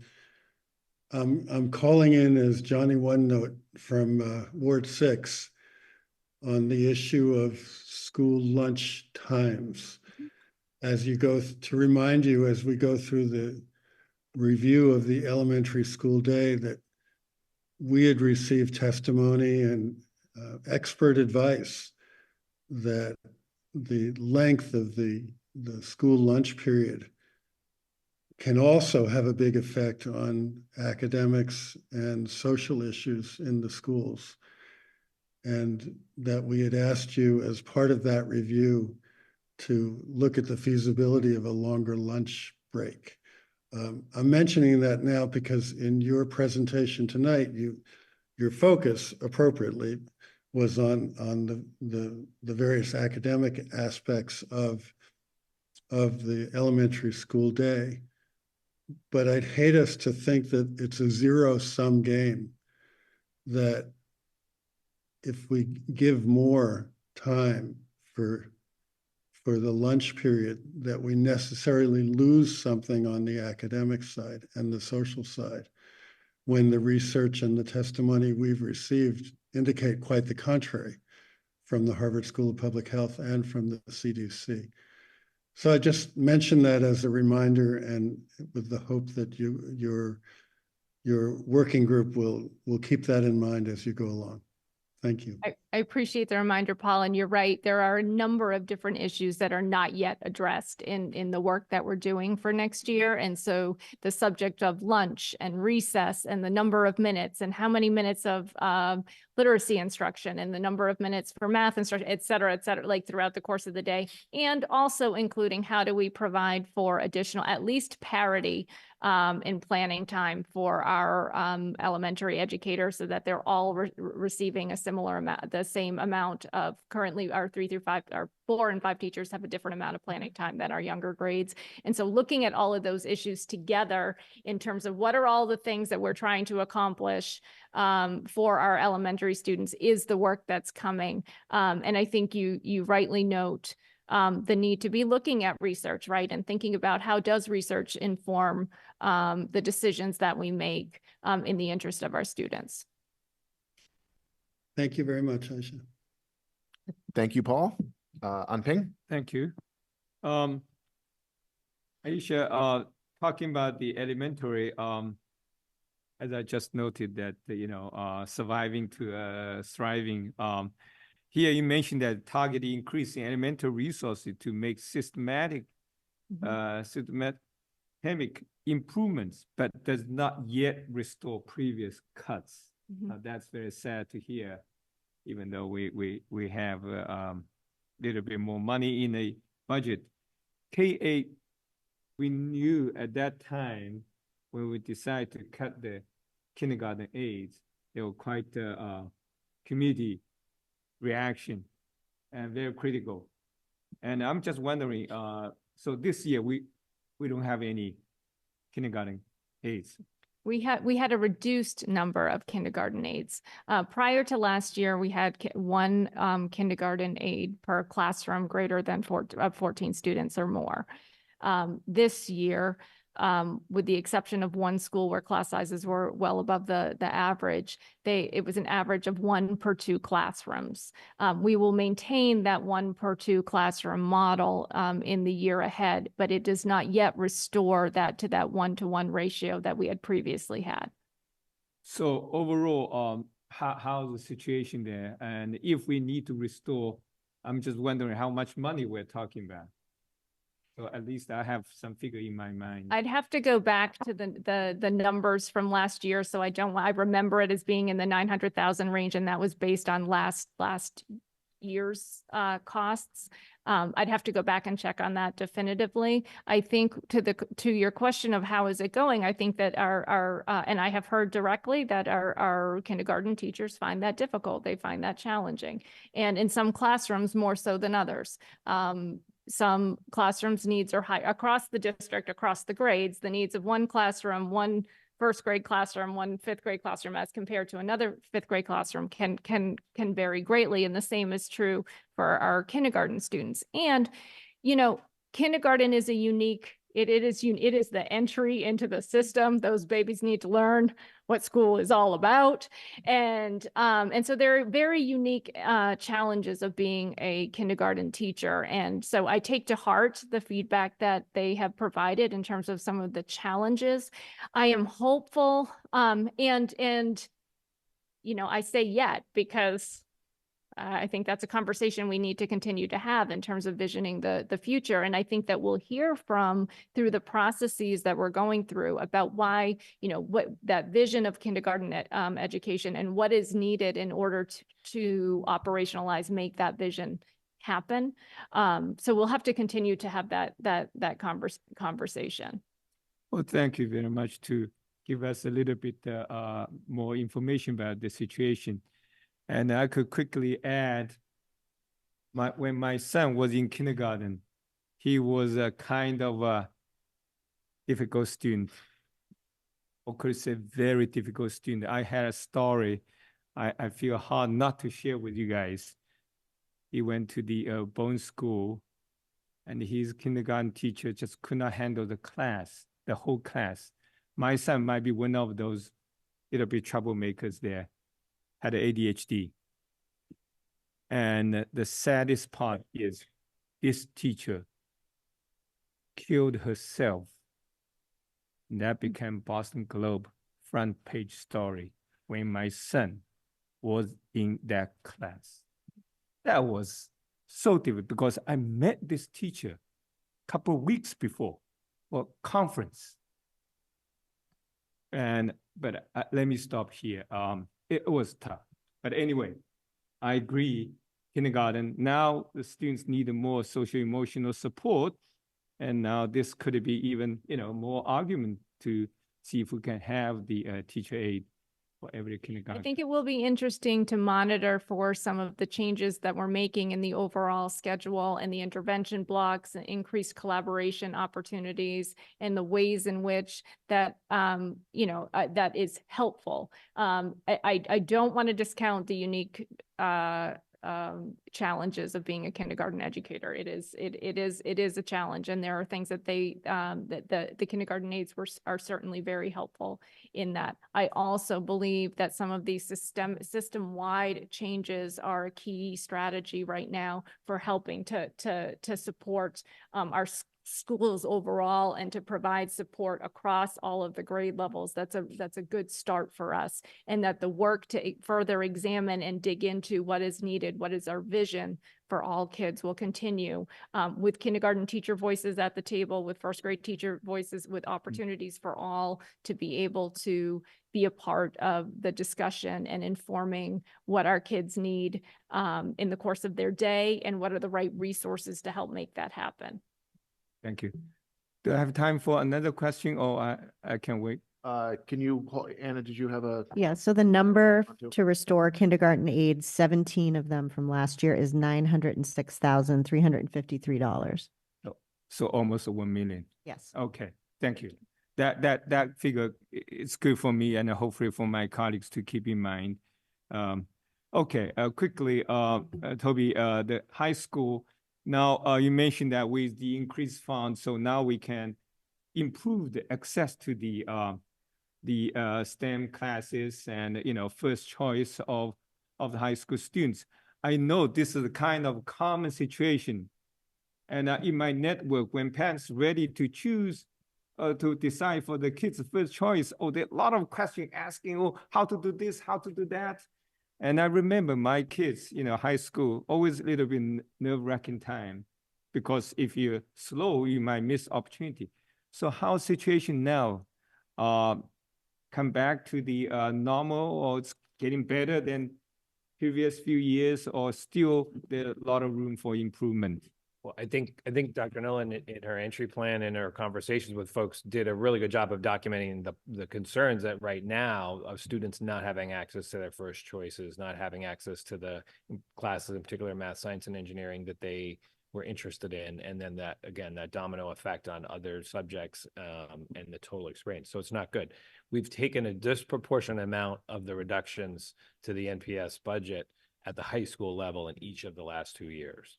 So the increase from the educational stabilization account is directly proportional to that disproportionate amount of reductions to the high school staffing just in the last 2 years. So this gets us back close to where we ought to have been with our staffing had we not had the significant reductions of the last 2 years. Not quite all the way back, but it's going to be significantly different. And I think the experience, you'll still find any individual student who, based on the schedule, doesn't end up with their first choice schedule, because you can't satisfy all of the requests when you have 2,000 students and 7 periods, and it's a 4-dimensional puzzle. But we're going to have much better results in terms of students getting their first choices than we have had in either of the last 2 years. It's very clear just based on the amount of resources we're able to dedicate to high school. Okay, thank you. Thanks. I just wanted you to know that Paul did send me a question about the strings program. So Paul asked me, strings in, strings out, where are they? So the strings were restored last year. They remain restored. No change. Tamika? Thank you. You want to go? No. All right. Thank you, Toby and Aisha, for the presentation. I do have a couple of quick comments. The first being that this year is the first non-theoretical year for high school, and what it looks like for me with my kids soon to be high school students. So I'm just thrilled overall that the kids will have more options and more opportunities to have their first choice. I think that's really a great step for the district to prioritize, and so I think that's great. For elementary, my comment there, Aisha, is that for the elementary day working group, I think it's going to be important to utilize the structure that we saw in that level funding, level plus, dream big type of way of putting forward recommendations, because we know there's going to be budgetary costs for whatever the discussions, wherever that leads. But it's important that it's not constrained by the realities of the financial kind of operationalizing the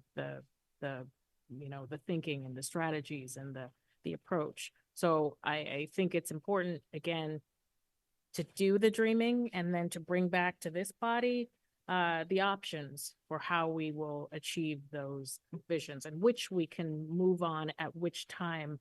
I think, I it's. think that aligns well with our thinking in terms Yeah. of, in every conversation I've had about this, we've talked about change is incremental. And, but the need to be able to, you have to know what you're striving for, and then thinking about what are the priorities, and how do you implement those priorities? And we'll look forward to bringing forward those recommendations, and we can bring the tale of 4 elementary school days. Can't wait. 5 elementary school. I Can't don't know wait. about you. Sounds I heard her wonderful. say spend money, Aisha. Yeah, thanks, Tamika. Emily? Hi. Couple comments. Amy asked my question about the breakdown of the FTEs, so thank you for that. That was one of my questions. Bigelow, I'm so happy. I'm so happy that the split is working. I'm happy that we have 2.5 FTEs. We're putting in a second team. This is really, really good news. So yay, Bigelow, and the incremental increase to the specialists. So really, really happy about that. Also really happy that we have 2 reserve teachers, as who the heck knows what's going to happen between now and the end of August. So that's great. But I do have a question about that. And it's kind of like one of those budgetary shell game things. So if we don't need 2 reserve teachers in elementary, but we have a worst case scenario at Brown, can we move them from one area to another? Is this even a one-to-one? Yeah, Anna and I were talking about just the other day. The timing it doesn't work because we need to wait until the August to look at the kindergarten enrollments in particular, but last minute elementary enrollments to see where those reserve teachers might be used. We're building the schedule now for our middle schools for next year. From this point forward, there's adjustments that can be made. It's unlikely we could integrate like a whole additional two-person team or creating a full team at that point. But we're going to keep options open because we need to be able to support those students. And again, the student need is elevated at all levels. And obviously we know middle schoolers, we know the challenge that adolescent time of life is, and with all of the challenges that young people are facing right now, the more we can get optimal to class sizes and additional supports, the more successful we're going to be with all the goals we have for our kids. I like the thinking though. I like the creative thinking. No, I'm just And, thinking, yeah, yeah. You know, Aisha may not like as much us coming for her reserve FP, but no. Team. Yeah. Although elementary can always think of ways that will have That I have no doubt. the resources However, where in places of need. two more quick things. I completely agree with you, Toby, that high school bore the brunt of most of the a large percentage, and I'm glad that that funding is going back to the high schools. I have a question about the EEE middle school, because we talk a lot about high school and impact on high school extracurriculars. And I know that we got last year a whole bunch of feedback from middle school parents who were basically saying, my kid can't do D&D anymore after school. This is devastating. It's like why he comes to school. And so I guess my question is, like, what's the scale of cost there? I don't need an answer now, and this is one of those things that I know we probably should have sent you earlier today, and I apologize for that. But at some point, I would be interested in knowing just sort of what the scale of, if we were to restore, not that I'm suggesting that we are like, but if we were, and then magically a little funding came up, what that would look like. Yeah, we can get that for you. And you're right, the reductions, particularly the middle school extracurricular and athletic programs are far more marginal, if you will, than just given the total expense of the program than some of the other reductions we've looked at. So that's a very fair The high request and impact question. on students. Yeah, for sure. All right, thank you. Toby, this would be in that restoration list you gave me. Yes, it's in there. Yeah. So that is Yeah, thanks. middle school supplemental music and drama stipends of $7,000, athletics of $27,000.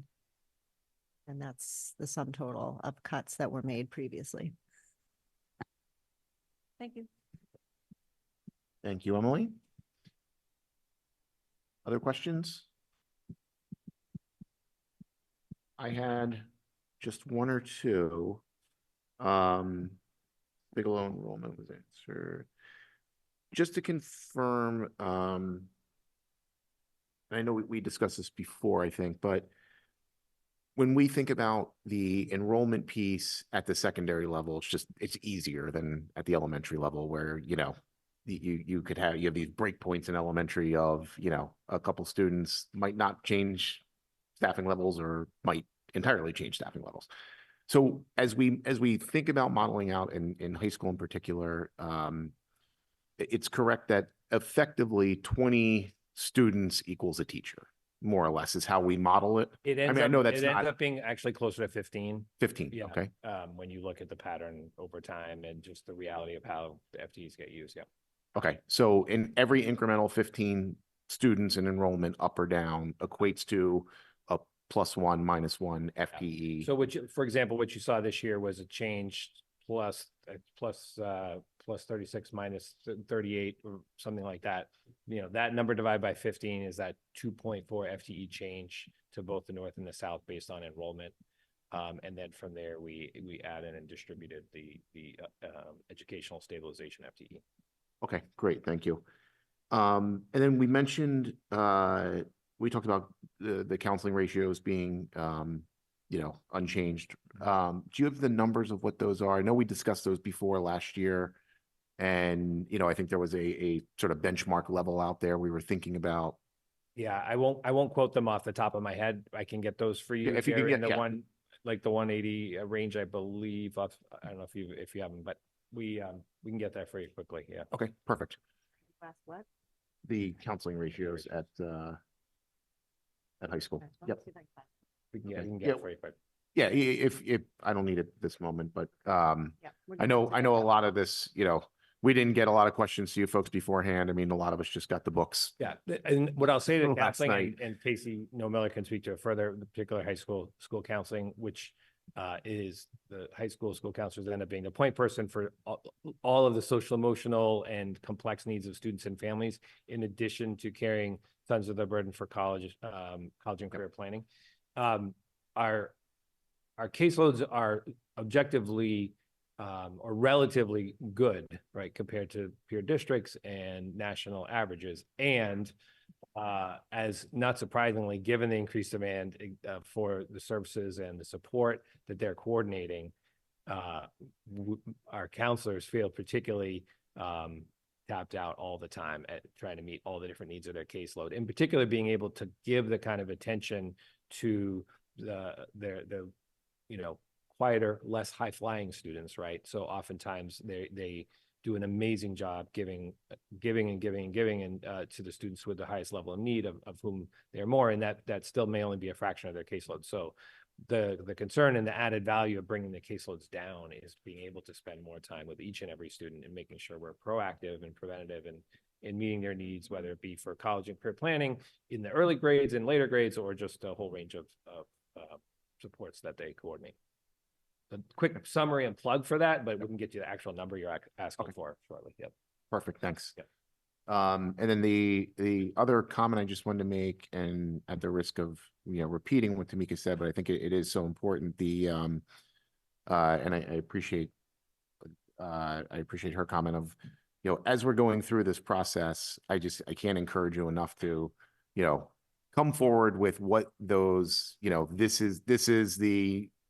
what we need is independent of what we can afford, and what we need has different levels of, there's what we need, there's what we want, there's what we'd love to have, I mean, we want to be able as a committee, to really assess, talk about those trade-offs, talk about the value, talk about where the impact is, and really have that discussion out in the open. So yeah, along with Tamika, just really encourage you to.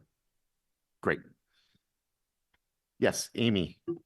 I think though, I really appreciate that there are trade-offs, and I can see that the trade-offs that you're making are going to have a really big systemic impact. And like to Anping's point about not being able to restore all of the kindergarten aides, we're making big additions in terms of curricular resources for teachers, expanding planning time, expanding all of those tier 1 and 2 supports. And hopefully that has an impact on every teacher's experience. It might not help with 180 students per caseload for a counselor. There's not really like a magical curriculum you can buy to help a student who's in crisis. So I think it's really important to keep talking about those levels of need that are stretching the system. But I really appreciate that you're recognizing how to address needs beyond staffing that are also systemic and sustainable. I appreciate that. And I want to make sure that that this committee is aware that in the coming year, we will not yet increase planning time beyond what folks have right now. That is a goal of the working group. We have increased opportunities for shared planning, and we believe that will be helpful for educators as a step toward, but it's also important, and it will be important for this committee to be aware of the real demands. I just think it's really important for people to understand the demands of an elementary educator in planning for every subject and what it takes to do that well for an ever widening continuum of student needs. And that will have to be an important part of what we talk about and tackle in the working group. And also look at what are the other elements of the school day. But I do think, taking that systemic look, right, and really being thoughtful about what are our theories of action as we design thoughtful plans, and then come to you for the resources to carry those out. Great, thank you. And I guess the one last comment I want to make is, I know from my perspective, I'm still digesting all the information in here. We're running on a very tight schedule, through no fault of Liam's, of course. I know there was a lot of scrambling to get the docs together for us. So I may have some follow-up questions I'll send to you. I'm sure other committees members might as well. And if it's something that we feel warrants a bigger discussion, I just hope you're willing to come back and do that with us as we, continue to eat through this thing. Yeah, I think anything that we can do that helps you to understand the needs and understand how you're using our resources to support those needs and to forecast for what we may be looking for and needing in the future. Like, we're happy to represent that and talk about that. Anna? That's fun for us, just to be clear. So we'll come back anytime. So my belief is having checked with Casey, that at North, the counselor load, that's what you're asking, guidance counselor, Mhm. is 183.8. That's at North. And then at South, it is 180.6. I had it all along. I just didn't believe it. Yeah. Thank you for that information. I hate the lingering. I don't want you to have to go home and wonder. I will sleep better tonight. I know, I can Thank you. tell. Mhm. I always ask that question. I'm glad Stole we your did. question. Anping, did you have something else? Just very quickly, we're talking about, something we can do or what kind of things we can be helpful. And I'm thinking about here, currently we are level services plus as according to the tale of 5 budget models. So if we move up to the level service plus restoration and even further, so probably it's good to have some kind of wish list. Okay, what kind of programs we like to restore, if not expand. And I'm also thinking about the educational stabilization fund. This $4.1 million, do we need to present some reasons why we're asking for this money, or it's automatic every year? The city council say vote, okay, we'll give you money. Or you have to convince us why we should give you money. So I'm wondering whether that money can be used for some special projects or just combined in the school project, budget in the total. So, did you want to? I'll weigh in, but you Go ahead. can go first either way. Sure, I Uh, was gonna say, Anping, from my perspective, I think it's our responsibility, and I think it's the city council's responsibility to see that, we don't just walk in and say, give us our $4 million. We lay out very clearly what are the needs we're addressing, and more importantly, what is the impact and the outcome that we expect from that. So, I think that's going to be their expectation of us. I think, from my perspective, I think that's, to me, that's our responsibility to put that forth, to very clearly explain, these are the programs, these are the needs we're addressing, this is the outcome we expect from it. I feel Dr. Nolan did that very clearly this year, just through the entry plan process. And, we'll certainly go through that again with the council when we formally request that money. If I could build on what Chris just said, let's put everything in perspective. The allocation to the Newton Public Schools is increasing by $9.9 million. And it's a total of $278 million. So I know the superintendent will focus first on what are we doing with $278 million, an increase of $10 million. And yes, there is an additional, in this case, request for it within the Educational Stabilization Fund, but it is tiny compared to the large budget and the large budget increase. The 4.1 million is very meaningful. You can see as Toby and Aisha speak about it, but in the scheme of things of $286 million, it's small. But I'll answer another way also, which is I know the superintendent has given a lot of thought. There's $22 million to be used over 5 years.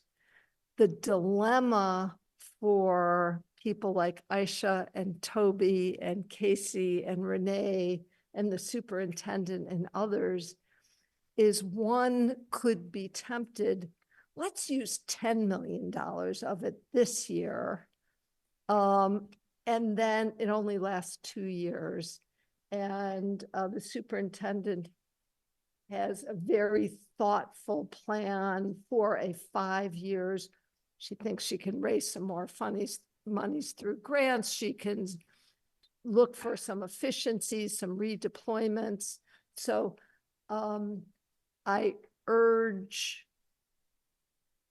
Liam and the team here to be super careful about the use over 5 years of the Educational Stabilization Fund.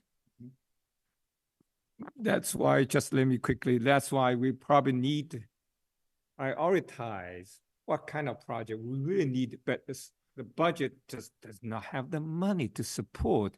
So this will make good case, you know, for us and for the community. So let people know, okay, we'll take good care of this Educational Stabilization Fund, make it used very well in certain really urgent need project. But unfortunately, the school budget just does not have the capacity to take care of them. And I know this takes time and probably a lot of brainstorming and debate what kind of project we really need. But I want to understand, so this is about a $4.1 million away from normal school budget. Right? Correct. It's not built into the normal allocation.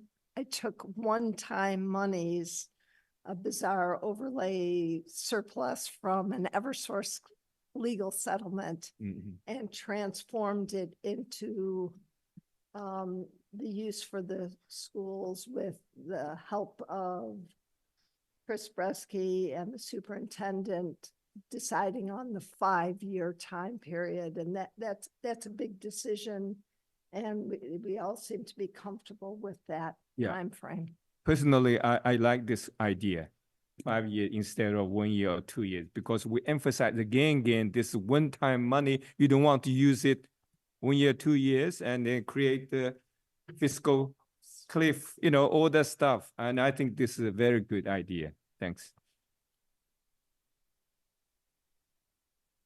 Okay, any other questions, comments from members? All right, thank you very much.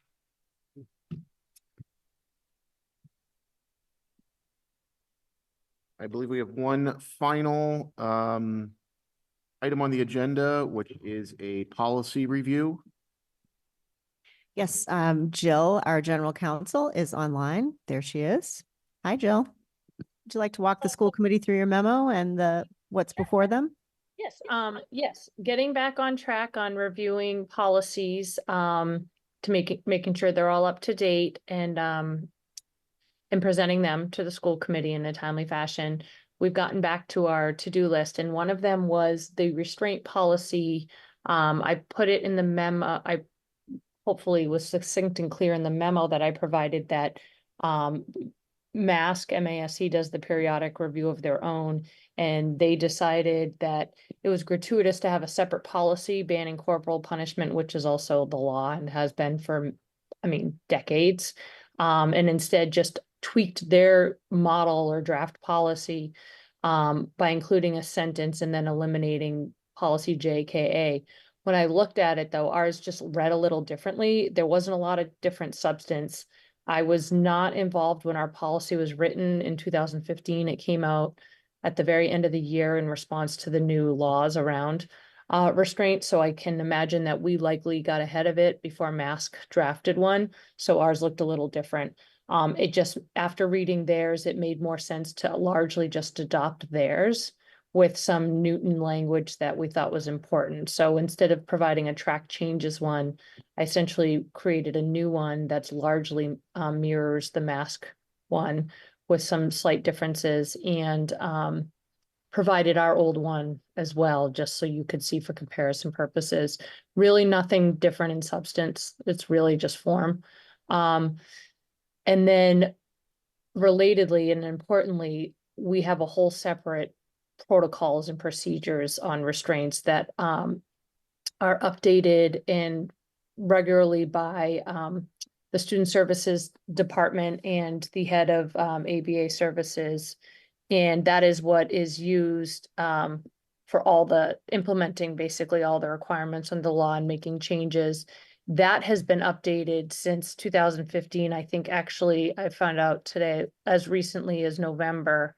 But we just discovered that the one that's online, the last time that one was updated is 2017. So that is going to be uploaded tomorrow and shared, and we will share it out so that everyone has the current protocol and procedures, so that there isn't any confusion there, that that's the most up to date.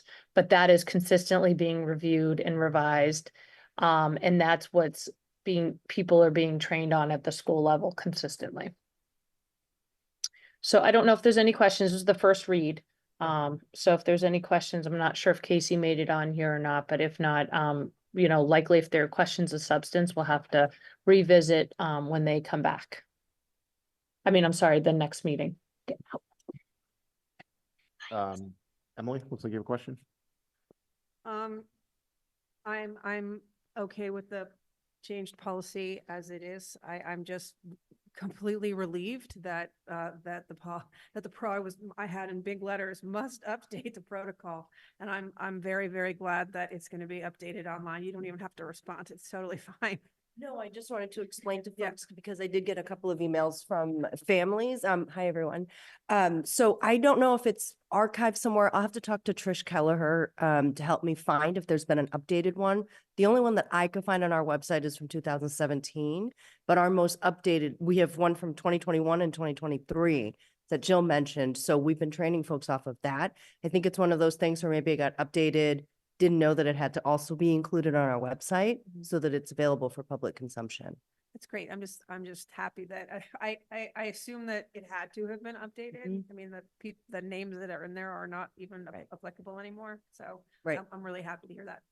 Thanks. Any other questions? Okay. All right, great. As always, you know, if you have a question that comes up, just let me know, and then we'll put it back on the agenda for a vote next meeting next week. Okay, sounds good. Thank you, Jill. Okay, I believe with that, we have concluded our agenda for this evening. I'm going to say that was pretty efficient, and I appreciate everyone's directed questions and the efficiency of the presentations. So with that, we are adjourned.